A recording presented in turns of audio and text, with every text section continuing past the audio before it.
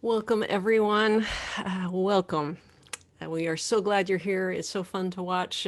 Many of you indicate where you're tuning in from all around the world. And it's my joy. My name is Carolyn Arends. It is my great joy to welcome you to this Renovari webinar, which we are calling Good Grief, How Can We Navigate Sorrow and Loss in Life-Giving Ways? And I'm so proud of you for being here. As someone who has spent most of her life running as fast as I can away from grief, I'm proud of you, your courage, your willingness to lean into this important conversation about how we can tell the truth, become more human, partner with God in grieving in our lives. We're so glad you're here, and I want to introduce our conversation partners to you. First of all is my friend Mark Buchanan. Mark is a pastor. Hi, Mark. He's the author of several books. He's an associate professor of pastoral theology at Ambrose University. His newest book, which I love, is called God Walk. It is so good. And then among his many books, there's one called Spiritual Rhythm, where he really deals with winters of the soul, times of loss and grievement, so helpfully. So, and then there's a ton of other great books too. He regularly contributes to the Leadership Journal and Christianity Today, and most importantly, he is Canadian, which makes me very happy. So, thank you for doing this, Mark. What a Appreciate joy. it. Thanks, Carolyn. Thanks. We also have with us Douglas Kane McKelvey. Doug grew up in East Texas, moved to Nashville in '91 to participate in the early work of Charlie Peacock's Art House Foundation. In the decades since, he's worked as an author, song lyricist, scriptwriter, church sexton, and video director. In 2017, he published this. It's called Every Moment Holy, and it's a collection of liturgies, and we just adore it at Renovari. We use it at the Institute all the time and in lots of other contexts.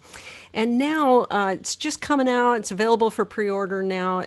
Is Volume 2 of Every Moment, and it's called Every Moment Holy, Volume 2, Death, Grief, and Hope, liturgies for times of loss and sorrow and grieving. And I was telling him before we got on the call, as I was working through the questions that were submitted, I was seeing a particular kind of landscape of grief. And then I was looking at the table of contents for the liturgies in this book, and it just maps onto this landscape of grief unbelievably beautifully. So thanks for writing the book and for being here, Douglas. Thank you, Carolyn. Thanks. Well, before we dive in with the questions, maybe we could use one of these liturgies. I asked Doug if he would read us the one for mourning with those who mourn, because this is sort of a community undertaking that we're doing here. So as Doug reads it, Monty behind the scenes will put slides on the screen with the words of the liturgy. And anytime you see a part in bold, you are more than encouraged to speak those words aloud wherever you are. So I'm going to go on mute so that I can speak them aloud alongside Doug as we go here. So, Doug, can you lead us in that liturgy, please? Be happy to. A liturgy before mourning with those who mourn. O Christ, acquainted with all our griefs, prepare our hearts to enter now this space of grieving. O God of all comfort, lead us humbly into this place of heartbreak. O Spirit who moves in the midst of our sorrows, fill us with a right compassion. Fill us with a right compassion that we would not cross this threshold armed with easy answers, but would enter instead bearing the balm of a divine tenderness, best expressed in honest affirmations and small acts of service. Teach us even in this hour, O Lord, how better to mourn with those who mourn, that their burden might in some way be made more bearable by our sharing in it. O Lord, in this place of holy sorrows, make us quick to listen and slow to speak, reminding us how the only true comfort Job received from his friends came not from their many words, but from a willingness to sit with him in a silent sympathy of weeping. So let any spoken comforts we offer be the fruits of a real and costly fellowship with those who grieve. The sharing of such sorrows is indeed a good and holy work, O Lord. For you also, Jesus, willingly entered the wounds of this world and wept with your creatures in their brokenness. And you have promised us that wherever your children gather in your name, you will be present as well. So be present with us now in this wounded space, O Spirit of God. Let our presence be sensed as a token of your presence. Let our concern bear unspoken witness to the redemption your love will one day work, even unto the utter and unimaginably glorious reversal of this loss. Now speak, act, and comfort, O Christ. Shepherd us into the sharing of this sorrow. May our hearts be as your heart here, our voices as your voice, our hands as your hands, our tears as your tears. Amen. Thank you, Doug. Great way to begin. All right, well, let's just dive in. We had, what I'm going to do, we had so many different questions in it. I'm already grieving that we won't get to them all. But what I'll do is I'll kind of ask some questions first for when we ourselves are going through grief. And then we'll move into some questions for how we can hold space for others to grieve well, how the church can hold space. So we'll kind of move from the individual to the corporate, but we'll also go where our conversation takes us, okay? But I want to begin by asking, we had one of our bullet points in the description of the webinar talked about grieving well, this call in our lives to learn to grieve well. And quite a few people said, well, what does that look like? How do I know if I'm grieving well? And how do I know if I'm not grieving well? So, Mark, I saw you nodding your head. How would you answer that question? How do I know if I'm grieving well?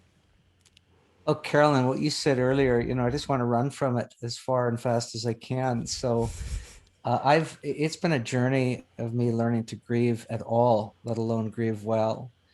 My dad died. I'm just coming up in the 25th anniversary of my dad's death. Very sudden. I vividly recall getting the phone call, and it was my brother, and something a premonition told me that this was going to be a difficult call before I even picked up the phone. And yet I had no space in the architecture of my soul. If I had a room for grief, it was boarded up solid.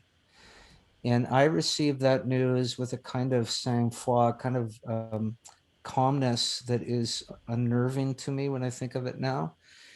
And it didn't open through the entire kind of journey of going to see, my mom and viewing my dad's body and doing the service. I sort of observed myself not feeling things. And it was alarming enough that I got some help from good people on it. That was 25 years ago. This past October, so just a few months ago, my mom died, and somehow the room had opened. Now I can document stages along the way of significant losses where I could feel the room opening, but the room felt very wide to me. But around the question of grief, part of it is letting yourself feel what you feel.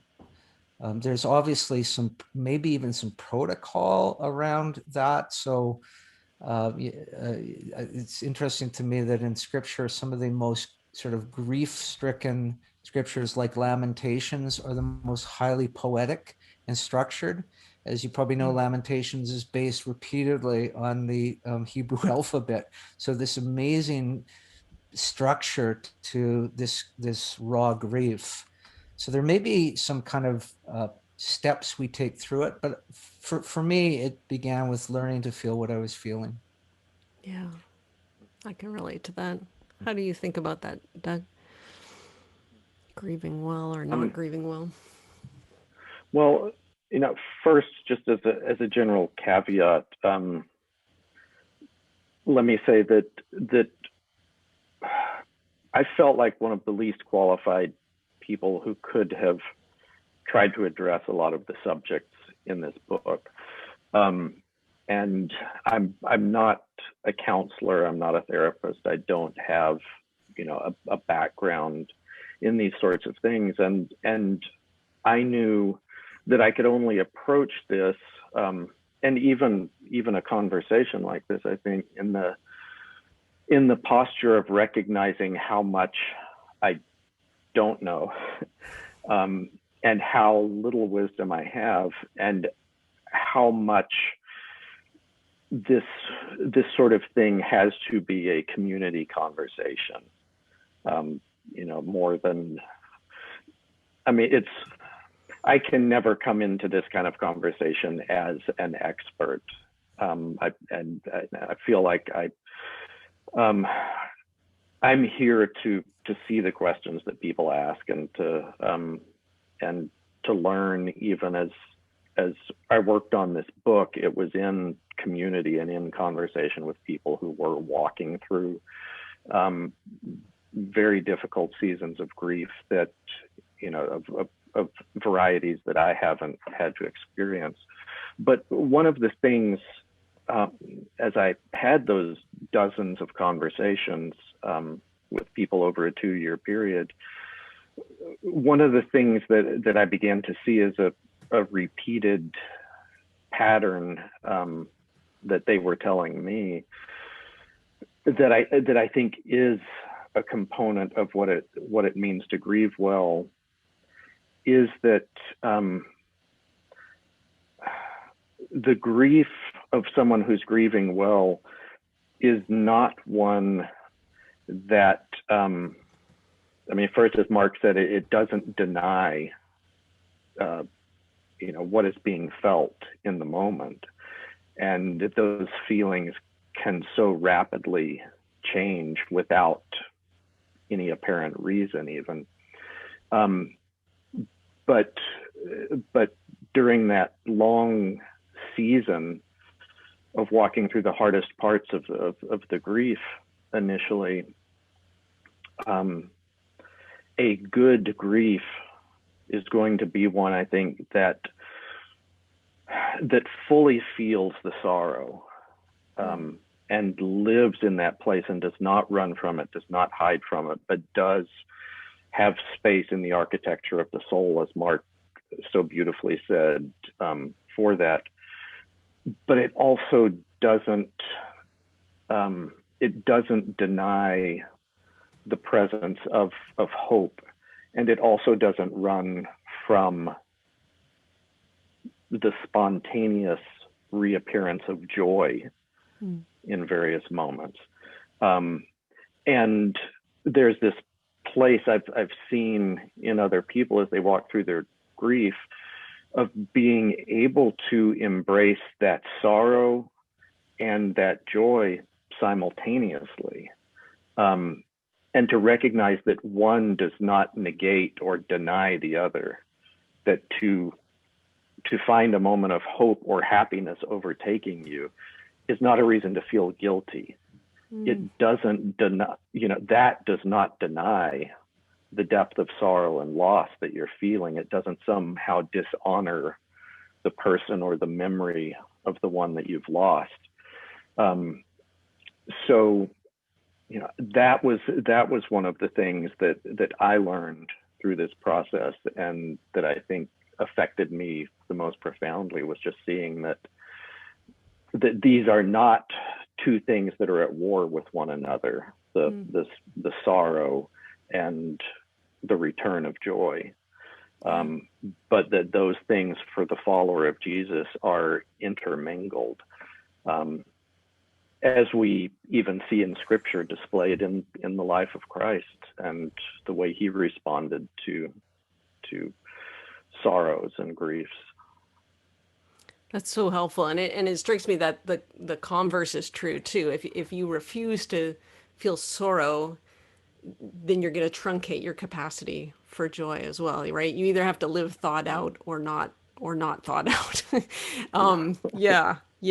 We had, and thank you for bringing up the fact we are not in a therapeutic mode here, and there is absolutely a place for grief counseling and for therapy. And so all these questions we're working with an acknowledgement that we're not really serving that kind of role, and that we fully, I mean, you guys can contradict me if you disagree, but we would fully endorse and recommend getting help when you need help. I definitely was stuck in grief a couple of years ago, and it was a grief counselor that helped me start to unboard that room that Mark is talking about. So we definitely want to say that. So any of these questions you can punt to the counselor if you want, but some quite a lot of people asked about getting stuck in grief, like almost, and there almost seemed to be some fear behind the question that if I let myself feel what I, as bad as this feels, I might just get stuck here forever.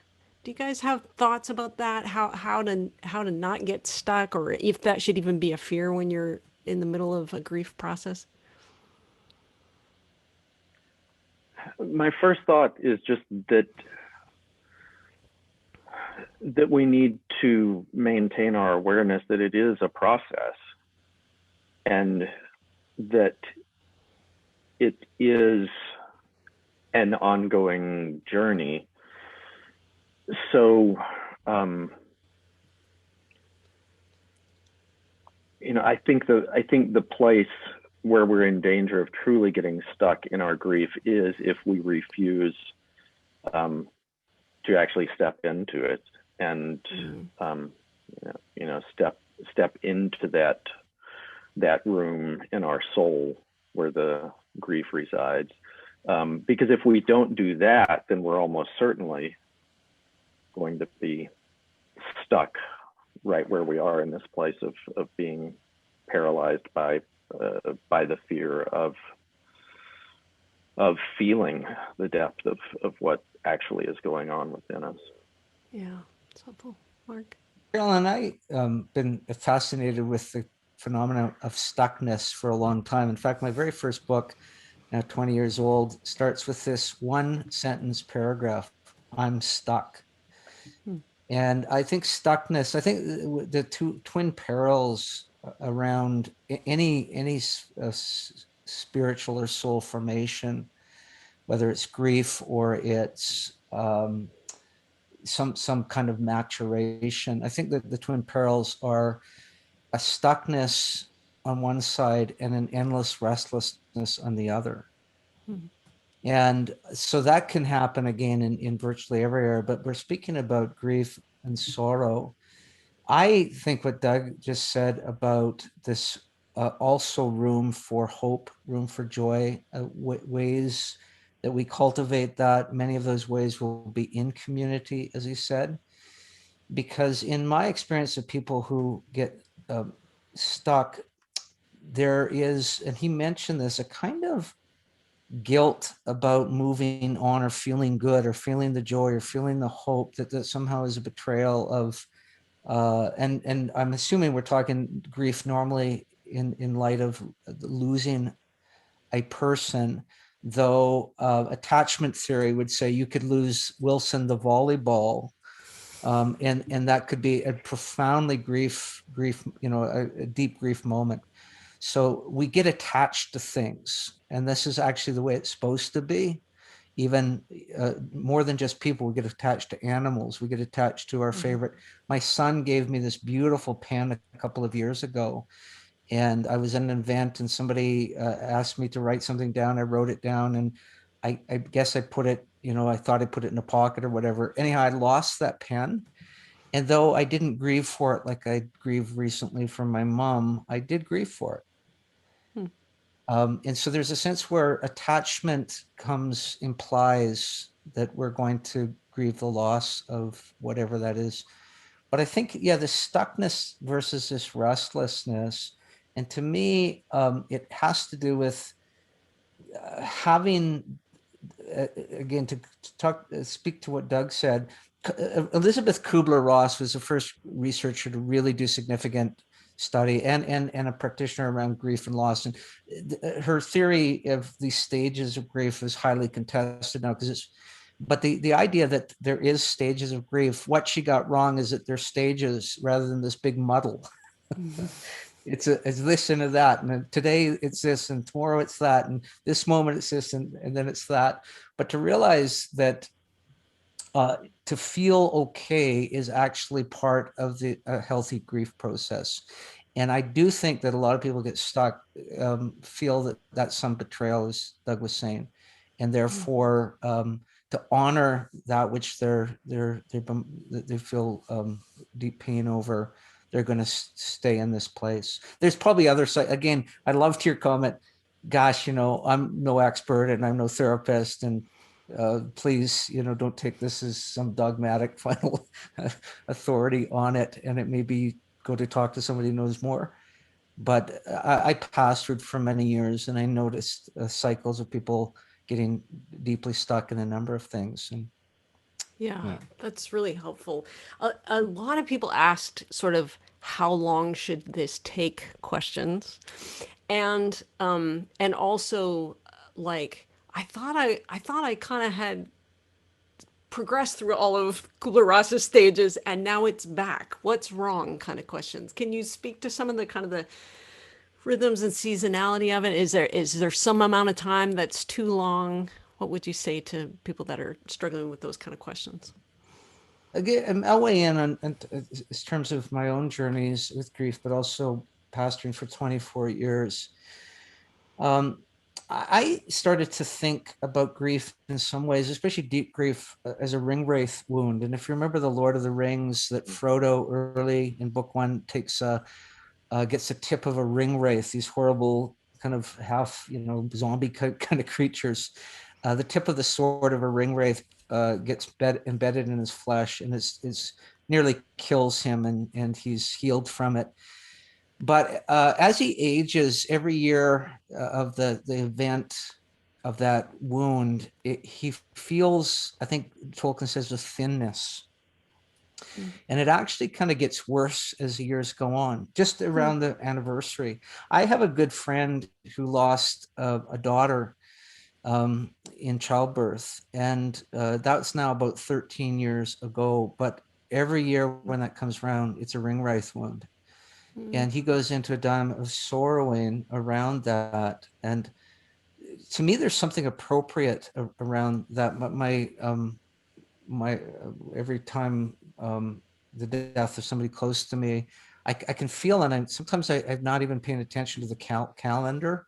I just feel some kind of weight, some kind of loneliness, some kind of emptiness. And then I go, oh yeah, this is the coming up to the anniversary of. So I think there's those cycles around the how long. I mean, cultures, indigenous cultures, many of them, Jewish cultures, basically said there's a full year of grieving. Not that you're done after that, but there's a sense of this is the year of grieving. Yeah.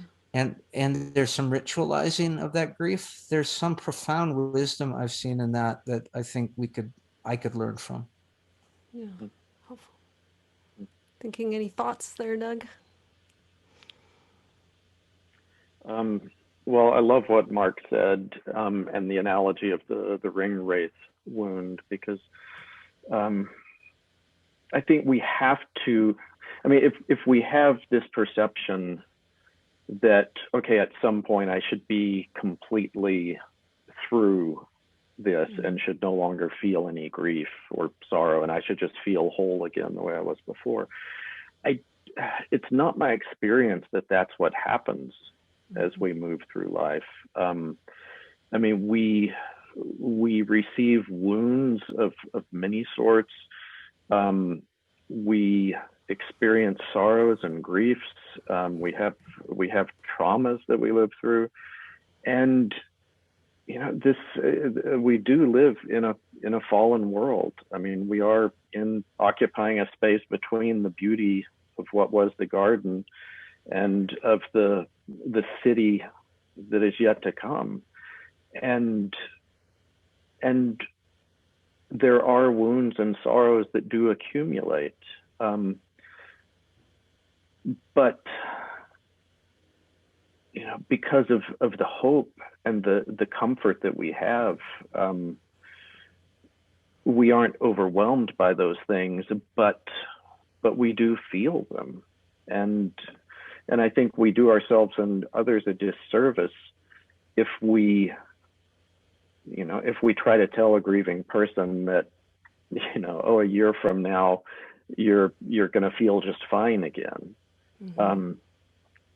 It is something that is going to be revisited in different ways. It's going to be grieved through different seasons of life as you experience the absence of that person you loved in different contexts. One of the prayers that I wrote for the new book, if I can remember the title, was a liturgy for a loss experienced anew daily. Because that was just another recurring theme that so many people expressed, how,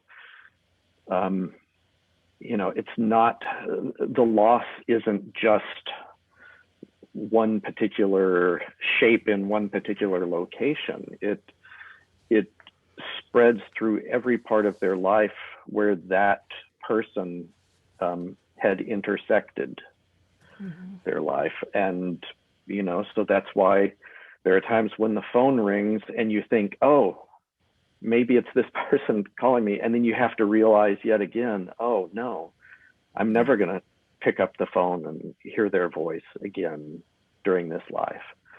But I also know this is not the end. That there will be a reunion, there will be a restoration. And there will be a time when fellowship is restored and unbroken. Yeah. So yeah, I'm completely on board with Mark's ring wraith wound analogy, and we'll probably use that at some point. Carolyn, an image that really captures a lot of what Doug's saying when I think about grief or any kind of soul injury. If my body, most of the injuries my body's taken, after a period of time, I'm pretty much, I've overcome them. My body doesn't remember. I limp for a while. Maybe I took some kind of cut to the flesh, and maybe all the memory I carry of that is a scar. But it's possible, and I've had a few injuries that they're lifelong now. I'm going to have to live with this pain. I'm going to live with some of this structural damage from here on to the end. And hopefully when I get the resurrected body, we'll get that all worked out.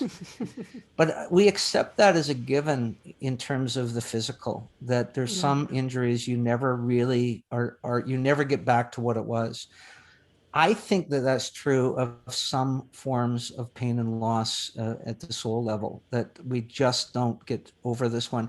And specifically, I think of the loss of a child, which is unnatural. I mean, the natural thing is those older than us, or parents or grandparents, are going to pass before we do.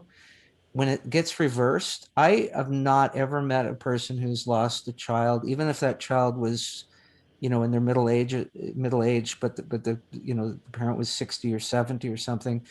That is a soul wound that I think it alters something, this architecture of the soul.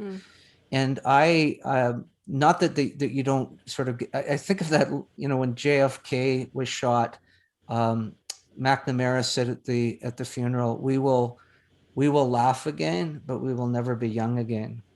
And there's a sense of, sometimes we just say, I'm never going to actually experience some level of trust or joy or whatever that I had prior to this thing invading my life. I hope that doesn't sound like a counsel of despair, because I actually think that one of the reasons the scriptures talk about our heavenly home is no more tears, no more pain, no more sorrow, is it's speaking not only about a hope, but about a reality here. This is not the place of no more. That's the place of no more. This is a place of there's too much. Yeah. In the case of losing someone that you really loved, it really helps me to think of, I can't think of the name of the author right now. He's an undertaker who writes, and he has this line that grief is the tax we pay on loving. And Hmm. so a couple years ago, I lost my mom. That is more in the natural order of things, but grieved her really, really deeply and continue to. But I have started to see like where the sorrow is great, the love was so great. And as time goes on, the balance of the bitter and the sweet in that gets a little more manageable. You know, I realize Mhm. I'm grieving this deeply because there was such great love. And not about when I was really stuck in my grief and really fighting grieving, I got asked to sing at another mom's funeral, and her son got up to eulogize her. He's a young adult. And he said, if you're wondering if Jordy's going to cry, yeah, Jordy's going to cry. It is my honor to cry for her. And it kind of reframed my tears as this kind of embodiment of love. So that has really helped me. And then my own little very, very small sample size of grief, I would say when it, you know, a couple years in, when it comes around, you know how it'll just catch you, like you were saying, the phone rings or you see someone who looks like the person you're missing or whatever. But when it comes back around, it's just as awful as it always was, but it doesn't last as long. You know, Hmm. that would sort of, that's what I see as progress. And I'm able to see it as a way of honoring her. Now, what I would want to ask, as I think about some of these just heartrending questions that came in, some people are grieving abuse, or you know, where their grief is not a symbol of embodied love. In fact, it's quite the opposite, or ongoing trauma, or ongoing estrangement, or abuse. Do you guys have coaching or things you've noticed help when you are, I guess it's two questions. One question is when you are grieving harm done to you. So it's not the loss of someone with whom you had a loving relationship, but you're grieving estrangement or wounding to yourself. And then also coaching for ongoing where the, you know, the wound can't ever heal because it keeps happening. Can you speak to either of those very light, easy topics?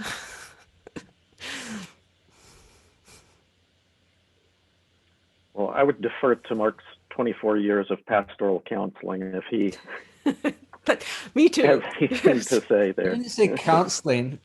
I was a horrible counselor, pastoral ministry.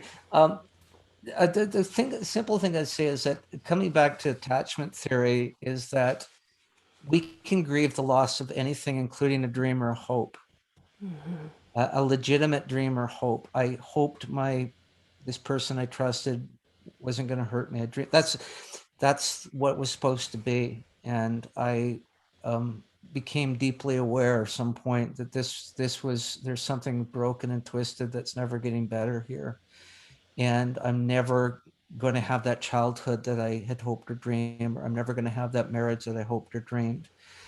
And so that does have an ongoingness to it, because even if we're not, you know, there's some kind of loss that is probably we're going to have to grieve lifelong. So when there's a death of a person, there's a kind of closure, a kind of finality. With these things, they stretch on, and they pop up with new kind of dimensions to them. Cornelius Plantinga wrote a very fine book about 20 years ago called Not the Way It's Supposed to Be. And the subtitle is A Breviary of Sin. And his definition of sin is missing shalom, that there's this vision that God had for all the creation, the flourishing of all creation, earth, relationships, marriages, bodies, and sin understood not just as missing the mark, so I messed up, but as something deeply fractured and broken in the very nature of creation. A la Romans 8, the whole creation groans, and we along with it. Mm-hmm. And I love that because it adds a dimension to this conversation, you know, thinking about grief as actually I grieve in good things. I often, at my age, 60, we have 3 wonderful children. I love them. We have great relationships to them. But the 4 and 5-year-old, my son, who used to go to the grocery store in his Batman costume, which it was a homemade. He had some sort of weird leotards and Batman underwear that he pulled up over the leotards. And he sort of patched together with his mom's help his own homemade costume. And he'd go to the store and people would look at him, stare at him, and he thought that they were envious and admiring, rather than stifling their giggles. That kid, I talked to him last night. He's just about 30. He's not ever coming back. Mm. I didn't put his picture on missing children, on the milk carton, but he's not coming back. And there's times where I deeply grieve the fact that my children are now all grown, even though I like who they've become. Yeah. So there's a sense of all of life is somehow there's something not working in the creation. And so I think that if I understand Romans 8, I've been actually rememorizing Romans 8 these days. Years ago I did, and I've been doing it again, where Paul talks about the Spirit's main work. Paul could experience this instantaneous work of the Spirit and the visions of the Spirit and all this. He hardly ever talks about that in his theology of the Spirit. Theology of the Spirit is the one who comes alongside in all of our messed upness and brokenness and grieving or groaning to bring us strength and comfort and assurance, some kind of testimony that we're actually God's children, even though everything feels otherwise. Yeah. That's the heart of Paul's theology of the Holy Spirit. And to me, again, that's a kind of a biblical realism that's saying, yeah, life never quite adds up to what you wished it did. But God's in the midst of it with you, even though sometimes it's hard to discern that or locate God in the midst of it. And it honestly will work out in the end. We're not going to use that as a slogan to spout to heartbroken people, but it actually is. It's going to be no more tears, no more sorrow, etc. Yeah. Yeah. I love the way the pastor Gerald Johnson works with the Beatitudes, because he says that Jesus' description of the Beatitudes are what happens when you become kingdomized, when the kingdom starts breaking into your life. And he talks about the blessed are those who mourn, for they shall be comforted. And he says, kind of the same way that Frederick Buechner says, when we shout no to the brokenness in the world. I'm just thinking about Mark, the Plantinian book called It's Not the Way It's Supposed to Be. When we shout no, when we let ourselves lament and grieve the brokenness of the world, that's so eschatological, that's so hopeful. Because what Buechner says is that when we say, no, it's not supposed to be this way, rather than, well, that's the way the world's always been, that's the way the cookie crumbles. Because when you think about it, everybody dies. It is a series of losses, but the fact that there is something in us that keeps saying, no, that's not the way it's supposed to be, and lets ourselves feel the grieving of that, that is actually the kingdom breaking into us. So he says, when you have friends who say, I can't believe in God because of all the brokenness in the world, they say, that God feels the way you feel about all the brokenness in the world. That's the kingdom breaking into you, even, and you just don't see it yet. And then the other thing he points out is that Jesus says, blessed are those who mourn, for they shall be comforted, and wonders if Jesus isn't saying you can't be comforted unless you mourn, which is a lot of what we've been talking about. There's so much here, and I want to move to the sort of how we do this in community. We've already been alluding to it. I do, just before I leave the individual conversation, I was telling Doug a little bit before we started that a lot of people's questions were about their particular thing that they're grieving, losing a spouse or a child or a parent, or then just wondering if some of the other things we've talked about, loss of a job or a dream or a relationship, sort of saying like, where is this in the taxonomy of grief? And do you have, and Doug asked me, why do you think people are asking that? And I said, I suspect it's because they want to know, should it feel this bad?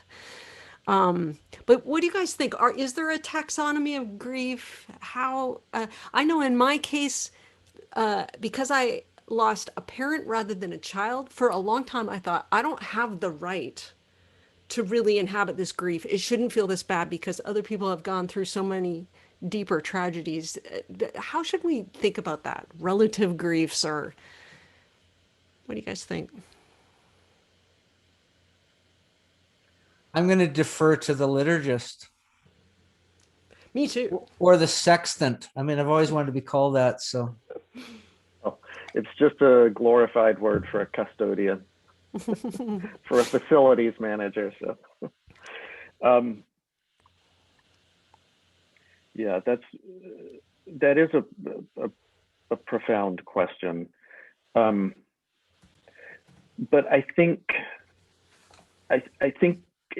I'm not sure that it's the right question. We don't need to compare our grief to other griefs to validate it. I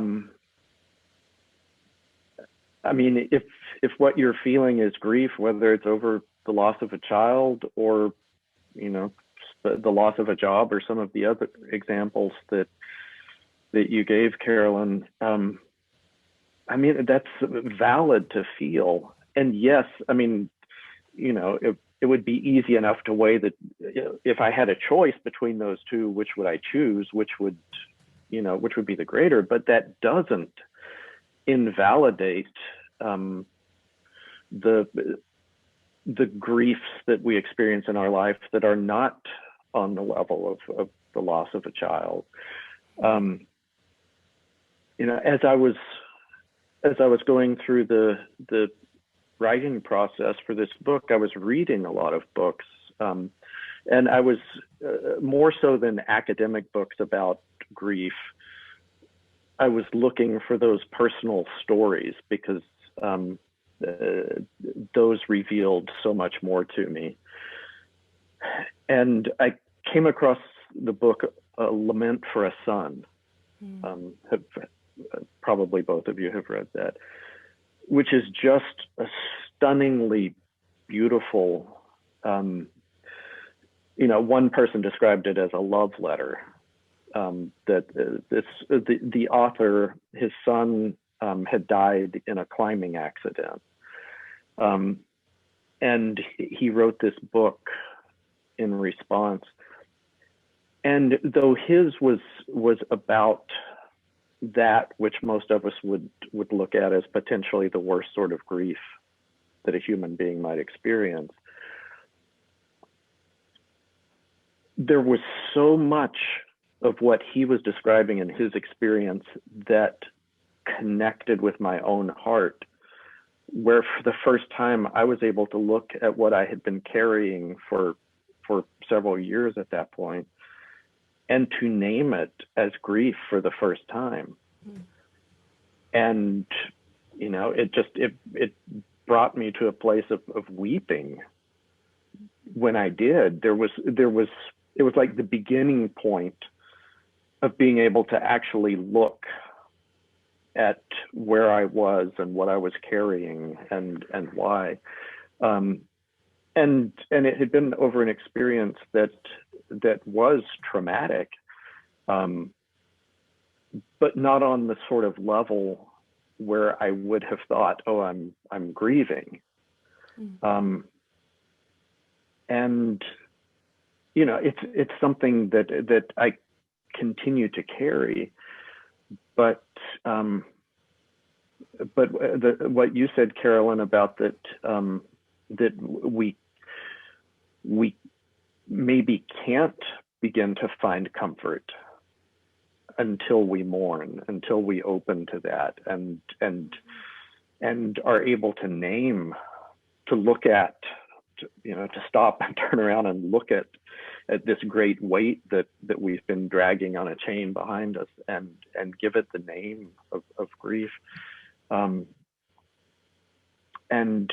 so I do think it is the wrong question to look at it in terms of a hierarchy. I mean, yes, if given a choice, there are some griefs and losses that we would choose over others, but that does not make those lesser griefs insignificant. You know, they still wound, we still carry them, and we still need to move through that process of grieving.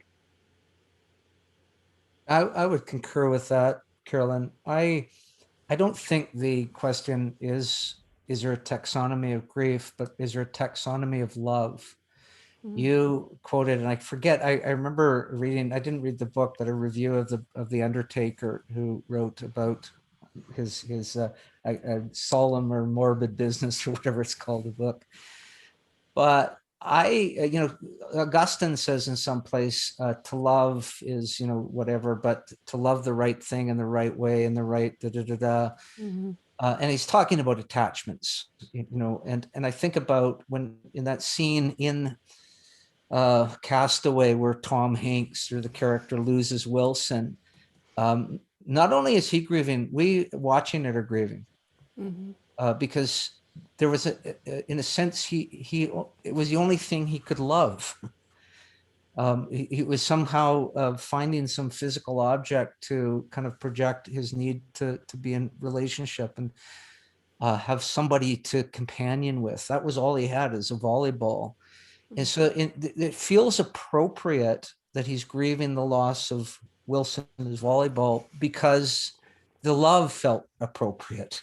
Right. It wouldn't in normal circumstances. So if he was, back in the world that he came from or is going to, and he falls in love with his volleyball, then that's weird. Under the circumstances, it seemed appropriate. So I think the real thing is the love that you felt for your mom, was there a beauty and a depth and a rightness about that absolutely makes sense of the depth of your grief? In fact, such that if you had grieved in a less sort of anguishing way, there would have been something wrong there, because it wouldn't be a reflection of the love you felt for her. So to me, that's really the issue, is that my loving the things in sort of the right way, the right proportion. And thus when my dad died and I didn't grieve well, I have gone through some kind of soul searching about, did I love my dad, or did I love him appropriately? Was I able to kind of understand even what it meant to love my dad? When my mom died this past few months ago, part of what was so beautiful in the last couple of years before she died is some profound kind of connection and healing in that relationship, where I could say unabashedly, I got in touch with a really healthy love. And therefore, I think I just available to have a much healthier grief. It's really helpful. All right, time is marching, and I do want to get to some of these questions about doing this in community. So let's talk. A lot of people asked about sort of why we struggle, particularly in the West, to have space for grief and lament in the church. Mark, in your pastoral life, what was that adventure like? Yeah, I mean, Ernst Becker wrote a book several years ago called The Denial of Death, and says that that's one of the hallmarks of Western culture, is that we've developed technology and a speed of kind of moving through life, that we're fundamentally dealing with a denial that death will get me. And I think there's a lot of aspects to that. One of them is a way, we hide away death, we sanitize death. We often think that our children can't handle seeing grandpa or grandpa, lying in the casket or something that'll traumatize them. It's completely false thinking around that sort of thing, but I think it's participating or conspiratorial with this denial of death. Sorry, what was the question? I got rattling on with the specific question. Well, I think you're speaking to it. Why do we struggle to create space for grief and lament in our communities and our churches? Indeed. I mean, the Indigenous community that I have walked with, various communities, Indigenous people and communities for 20 years, have actually taught me a lot about grief. It bears resemblance to more traditional societies, stuff we see and wonder about in the Old Testament, even the fact that they would hire people to wail at a thing, and we think that's bizarre. No, actually, it's catalytic. It releases something. Professional wailers, maybe they didn't feel it themselves, but there was something maybe stuck in me or bottled up in me, and to hear somebody keen over the loss of somebody kind of unlocks something. This is actually a part of some indigenous communities, and it actually works. Some of that ritualizing that I talked about. I remember going to one wake for an indigenous elder, and the immediate family all wore blinders. And they sat there and they could see the blinders sort of came down just above nose level, so they could look down if they had to go, navigate their way to the bathroom or something. But they couldn't see anybody, and nobody could look into their eyes. And it was a 3-day ritual, just about kind of living into this place of, I'm going to sit with my sadness, I'm going to sit with my pain. I'm going to be in community. So there's a huge group of people, but in some ways I'm also going to be alone in it. And this weird ritualizing that somehow is part of a healthy grieving. We just got, like, I remember one of my friends that we were traveling together in this journey alongside indigenous people. And he said that was the thing that struck him at these funerals that would go on for days, and all of these ritual elements to them. And he said, up until this moment, a funeral for me was a thing that I could carve an hour and a half out of my day and come and hear some kind of euphemistic kind of praise of the person who died, not really dealing with the grief. We celebrate their life, we have some food, and then usually at the reception afterward, we see somebody and we network with them and make a plan to get together for lunch. And we don't actually open ourselves to this. So I don't know why that is, other than I think that there's this, it's the one thing our Western technology can't conquer. We just can't conquer it. And Jacques Ellul said that the fundamental aspect of Western culture is technique, or that we think we can find a way to kind of deal with all of life's problems, rather than sometimes just say, this is the way it is. Doug, one of the very first things in your book is an exhortation making space to speak of dying. Oh, we just lost Mark. Hopefully he'll come back on in a sec. So you that's obviously, the equivalent. There it was. Yeah, Okay. the blinders on Mark. Wow. That's very meta. I hope he'll come back. But yeah, do you want to, why did that have to come first in this book before you got into all these prayers for specific situations? Yeah, I think it ties into what Mark was saying, and to the larger question that you asked, that in the West, at least in our current times, we do have the luxury of not thinking about death, because we have had the advances we've had in medicine. So we don't have the experience that people in some parts of the world still do, and that people in this part of the world did not that long ago, of having more than likely witnessed multiple people in our families dying, in the house that we lived in where we were growing up. We don't typically have, the grandmother or grandfather in the room next to us when we're 6 years old, who are, going through their deathbed decline, present with us. And, families don't, it's not common now for a family in the United States to, only have 2 of their 8 kids make it to adulthood. But even beyond that, it has, the process of dying has become something that has been in so many ways handed off to the medical community, where when a person reaches a certain point, we just, unless we're one of the closest family members, might not see them again until the funeral. And so it's not something that we are any longer walking through together. And it becomes something that's much more, it's foreign to us, right? It always takes us by surprise because it's so outside our experience. which it was not in times past. From what I understand from the reading that I've done, pastors used to see it as one of their primary responsibilities to prepare their congregation for dying. And it wasn't just something that was talked about in a sermon at a funeral.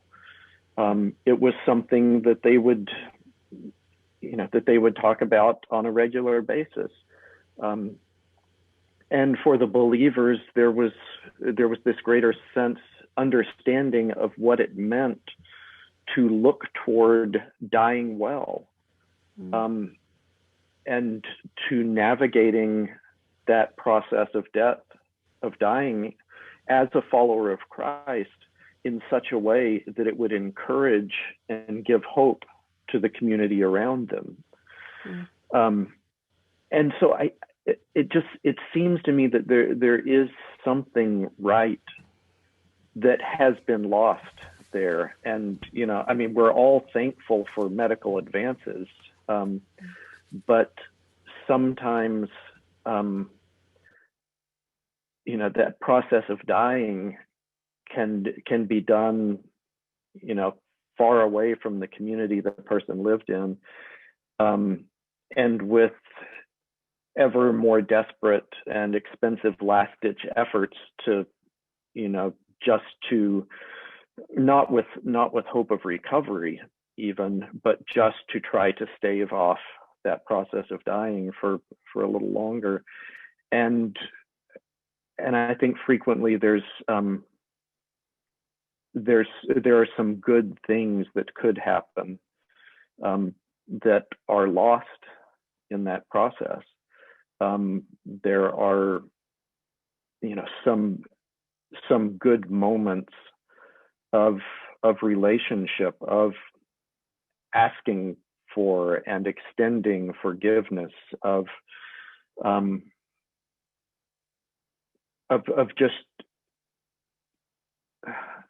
it happening in a human context. And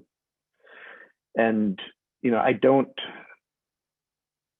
say these things as someone who thinks I have the answers, but I think I'm just at the beginning point of realizing there's a whole conversation here of something that perhaps as a church in the West in modern times we have lost. And maybe it's time for us to begin to just consider these questions and to say, are there better ways? Is there a better model?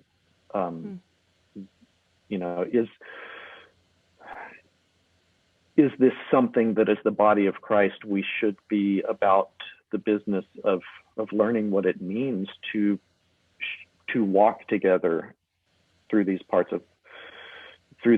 ending parts of our lives, and to even shepherd one another through these. So so for me it's just a dawning question, I think. So for people tuning in that have agency to help shape their church culture, what we've heard so far is it's not helping us to be phobic of death and to pretend that it doesn't exist, to hide it away, that people who are in charge of, charged with the soul care of other people, part of their job is to prepare them for what Dallas Willard used to say in A Blessing, a radiant death, dying well, dying with hope. And then we've also heard this need for sort of ritual, for some ropes to hold on to when we are actively grieving, which is part, I think, Doug, for those of us who aren't in highly liturgical traditions, why your books have been such a gift to us, to just have, we don't have to come up with the words, just lean into some of these words. I'm curious, have you seen in Christian churches any of these things modeled well? Can you give us any examples? Like Mark, when you're talking about rituals, we know certainly certainly in our ancestors, the Jewish ancestors of our faith, there are those kinds of rituals. Have you, even baby steps, have you seen some things that would give people ideas or hope in their own local church communities? Yeah, I was starting to see a culture around good responses to pain, loss happening in the church that I was in Duncan for 18 years. And in that 18 years, we went through some horrific losses that affected either the entire church community or in some cases the entire community. It was a small community, and some things that were profoundly painful that we are all feeling. But what I sort of see in terms of a culture is um, two things that were really helpful for people walking through an intensity of grief. So even when these things had a larger scale to them, uh, people are experiencing the grief in different ways. So the people who have actually suffered the loss that they're going to be carrying for a long, long time is different from the people who are just shocked and dismayed by what's happened. So here's the two things. One is a refusal to be Job's counselor. So in that beautiful liturgy that Doug read, he talked about, the one thing they did well is they kind of sat and grieved and tore their clothes and whatnot. So um, there's this refusal to kind of try to solve this or fix this or sloganize this, or God needs another shrub in heaven and that's why he took your daughter, or whatever. All of these things that actually add to the grief and anger and actually disbelief in God if they're piled up too much.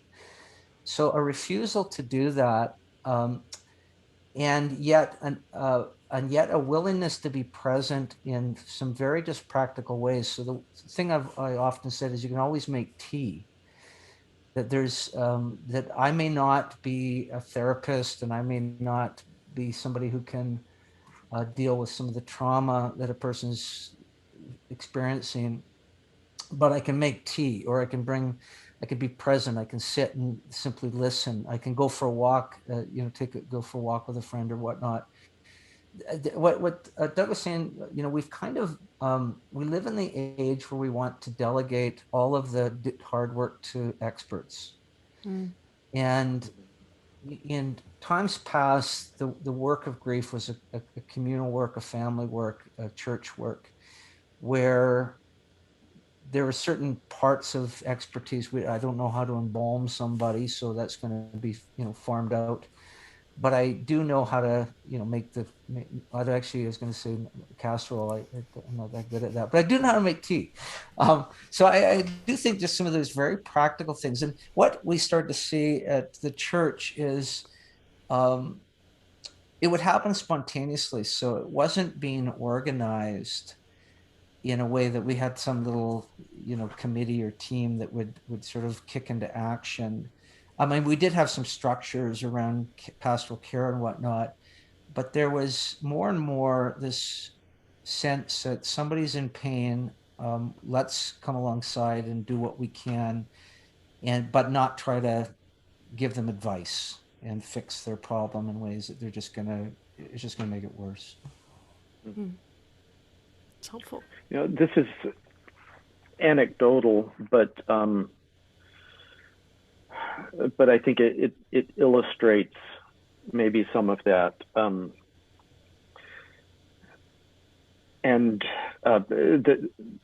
Actually, the afternoon that I finished doing the final edits on this manuscript, I got a call from one of my closest friends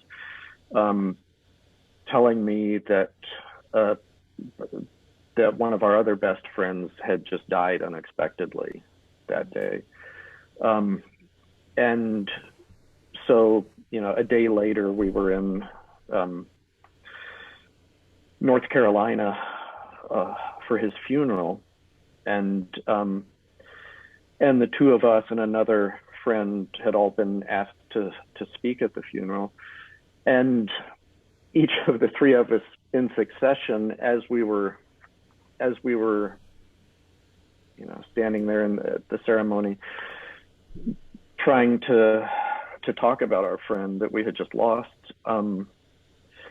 each of us hit a point where we choked up and had to stop for a little while, and and then continued on through tears. And afterwards, one of the other two guys, we were speaking to our friend's widow, and one of them apologized for having done that, for not having been able to get through. And she just reached out and put her hand on his shoulder and stopped him and said, "No, you don't understand, how much it means to me, your tears over Jay, that I think it meant more to her that we couldn't make it through what we wanted to say about him.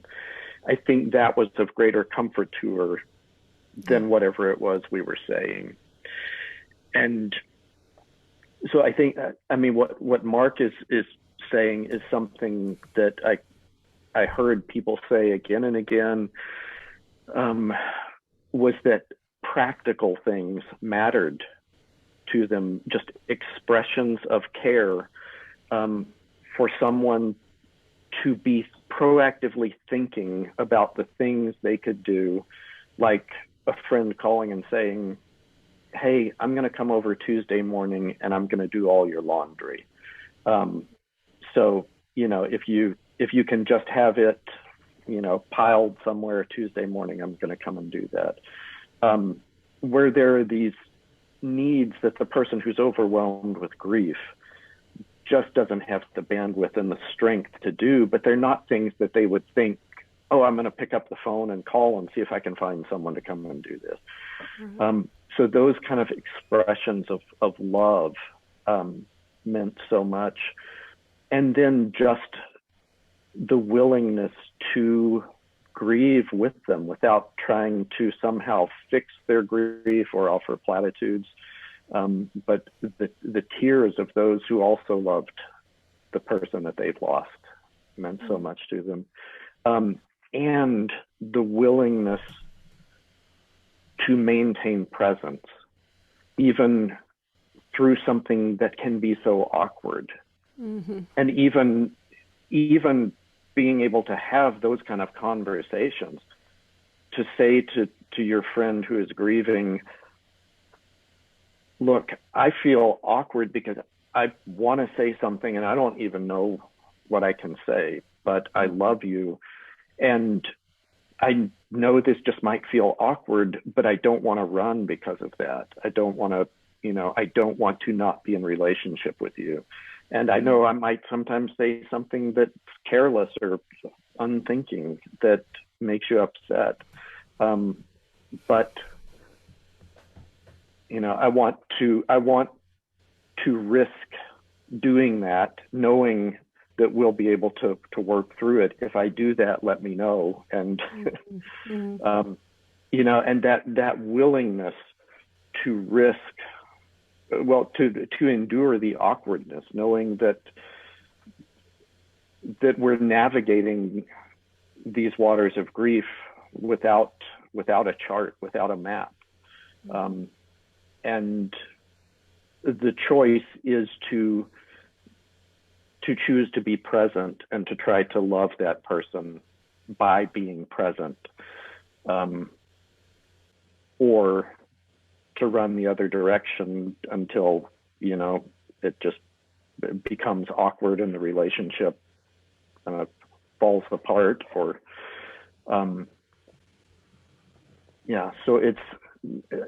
it requires a willingness to step into a place where we're vulnerable and have to be humble, because we don't have the answers, and we can't fix this thing. All we can do is be present and seek to love in ways that the other person can feel. So. And an imperfect or awkward presence is going to be better than no presence. Yeah. Then just get over that fear of making a mistake as one sitting in grief. There was one question one person submitted was, how can I be with someone in their grief without being overcome by sorrow myself? And I kind of thought, well, If you are, then you're probably doing it right. Like it is costly. It is costly to be with other people in their grief. Mark, you unmuted. What Yeah, were you gonna say? a very practical thing that came to mind when Doug was talking. He said, "I will, to say to somebody, I'll come over on Saturday and do your laundry, is way better than saying, if you need anything, I'm here." A person in grief doesn't know what to do with that. The sort of open-ended, right? This blank check, I'll help in any way.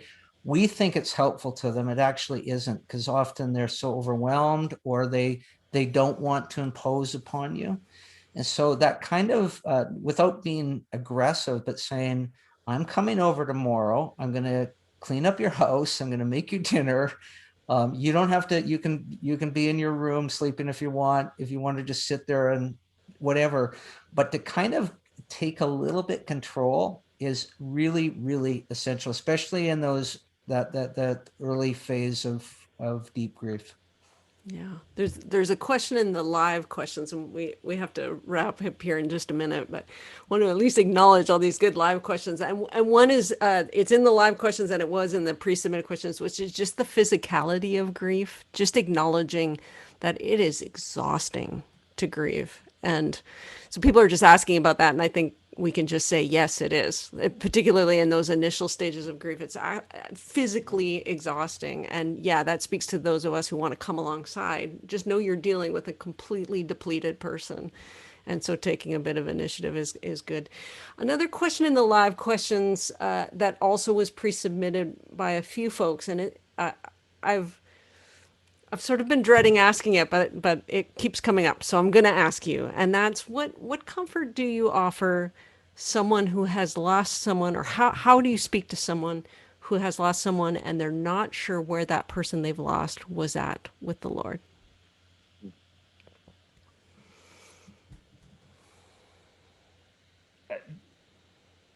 I have done a lot of funerals in my life where this was exactly the kind of the deepest anguish for someone who is a believer, and dad or grandpa or son or whatever, that never either expressly displayed or spoke of faith, or maybe the other, they rejected it. One of the great things that I took refuge in is a character of God. The absolute perfect love of God, the absolute perfect justice of God. And so I began to realize it's not my business to put a person in heaven or hell. That is actually the entirely in the hands of God. Revelation 12 says salvation belongs to our God. It doesn't belong to a denomination, a church, a priest, a theology. It belongs to God, and it's entirely in the sovereign freedom of God to decide to whom receives that. And he does it. One thing we can say with total certainty, God always does what he does with perfect love and perfect justice. So what I would do in terms of either walking alongside of people who are anguishing, and when I got up to say some word of comfort or hope in the service, is I would, in those cases, not say, "Oh, we're so happy so and so's in heaven," or "What a dreadful thing that they're somewhere else." But I would talk about the character of God, that this God of perfect love and perfect justice, and I would always try to bring to the people, either again in an individual setting or in that corporate setting, a word of hope that wasn't trafficking in false hope, or making statements about things I did not have the authority to make them. And again, the refuge one can take in the character of God is deep and wide indeed. That there's a portrait that we know from end to end of Scripture, that God is always, to say it again, deal with perfect love and perfect justice with every human on this earth, and to trust in that without making any, claims about what that meant in this person's life in this moment. People found comfort in that in ways that, who can resolve that issue otherwise? Yeah, thank you. Doug, I did notice in one of the liturgies in your book is grieving the loss of one whose relationship to their creator was unknown. Is that addressing this kind of Yes. anguish? Yeah. Yeah, it is. And I think it is its own kind of anguish in that, I think typically when we consider what it means to grieve with hope, that we don't grieve as those who have no hope, we tend to at least initially look at that just in terms of, okay, the person that we lost was a follower of Jesus, and so we know that we're going to see them again. But I think the reality there is that grieving with hope does go beyond that, and I think it's Mark is entirely right in what he's saying, that hope is based in the character of God and the truths of Scripture that we know and the promises that are there. That we know that when God renews his creation, that there will be no more sorrow. So we know that whatever is to come is going to be without the sorrow that we're carrying now. Mm. But even more than that, I would just second what Mark was saying, that it is what we know to be true of God's nature that we have to rest in within the mystery of how this all resolves, and and how it is fulfilled and renewed, and the promises of God come to pass, and his nature that is love, and the aspect of justice and mercy that are parts of who we are. We and not just in relation to this, but I think in relation to so many parts of life, we ultimately have to come to that place of being more at peace with living in the tension of not knowing, of living in the mystery, and that's the space in which we learn to trust in what we do know of this loving and just and merciful God.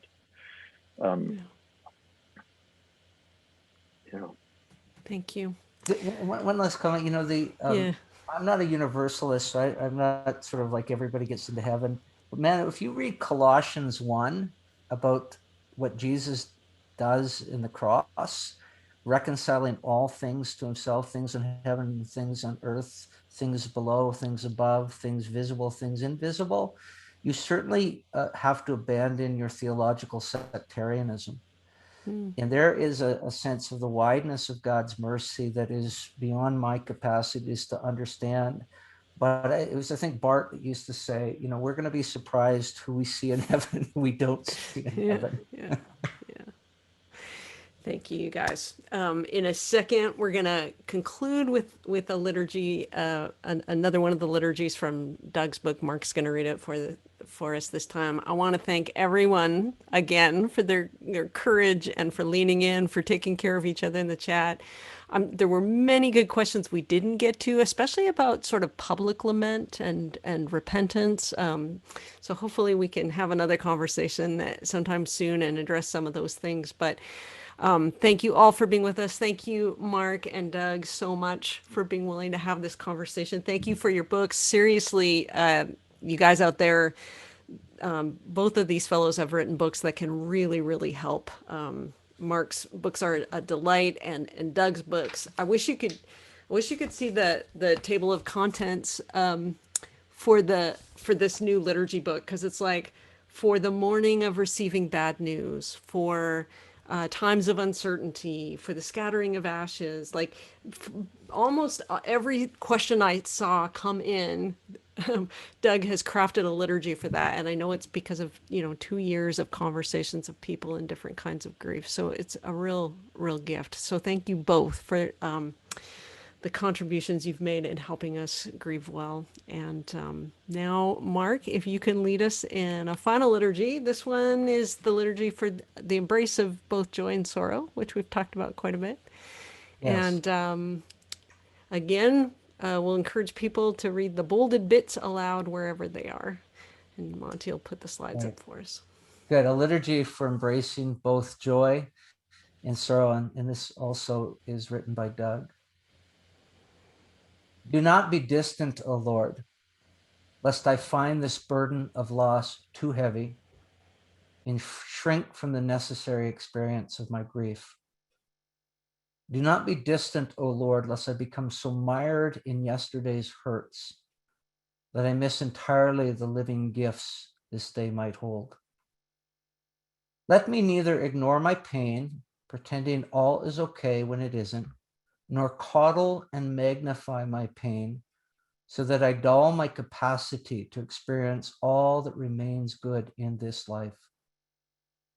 For joy that denies sorrow is neither hard-won, nor true, nor eternal. It is not real joy at all. And sorrow that refuses to make space for the return of joy and hope, in the end becomes nothing more than a temple for the worship of my own woundedness. So give me strength, O God, to feel this grief deeply, never to hide my heart from it. And give me also hope enough to remain open to surprising encounters with joy, as one on a woodland path might stumble suddenly into dapplings of golden light. Amidst the pain that lades these days, give me courage, O Lord, courage to live them fully, to love and to allow myself to be loved, to remember, grieve, and honor what was, to live with thanksgiving in what is, and to invest in the hope of what will be.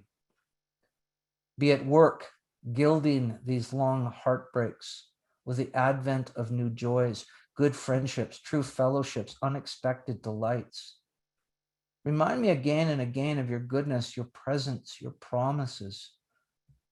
For this is who we are, a people of the promise, a people shaped in the image of the God whose very being generates all joy in the universe, yet who weeps and grieves its brokenness. Let us say together, so we, your children, are also at liberty to lament our losses, even as we simultaneously rejoice in the hope of their coming restoration. Let us learn now, O Lord, to do this as naturally as the inhale and exhale of a single breath, to breathe out sorrow, to breathe in joy, to breathe out lament, to breathe in hope, to breathe out pain, to breathe in comfort, to breathe out sorrow, to breathe in joy, to breathe out joy. In one hand, we grasp the burden of our grief, while with the other, we reach for the hope of grief's redemption. And here, between the tension of the two, between what was and what will be, in the very is of now, let our hearts be surprised by, shaped by, warmed by, remade by the same joy that forever wells within and radiates from the heart, from your heart, O God. Amen. Amen. Amen. Thank you, friends. Thank you, everyone. Blessings. Bye-bye.